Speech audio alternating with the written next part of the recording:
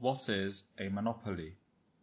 If there is just one supplier of a product or service, there is a monopoly. If, for example, the fictitious company ACME Inc. is the only producer of cars in a country, we can say that the automotive market is a monopoly. We may even use the term if there are 3 suppliers of a product, but one of them has 98% of the market, while the other 2 have just 1% each.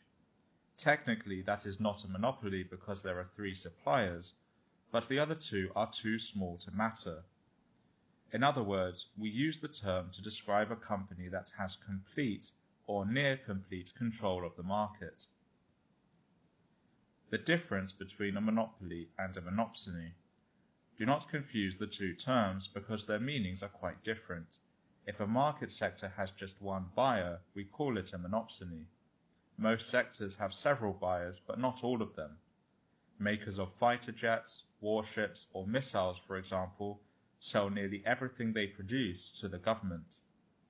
The term monopoly, on the other hand, refers to there being just one supplier of a good or service. In most countries, monopolies are forced to divest assets to satisfy antitrust laws. In this context, antitrust means anti-monopoly. These laws came into force to protect consumers and prevent companies from gaining total control of a market. Mergers and acquisitions are strictly regulated in most parts of the world. The aim is to make sure no single supplier becomes too dominant in a market. Companies can still meet consumer demand without creating a monopoly. So why is it that governments and economists dislike monopolies?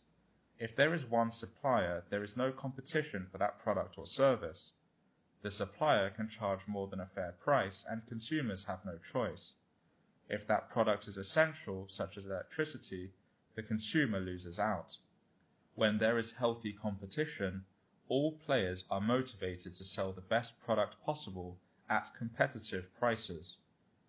Thank you for watching this brief video on monopolies.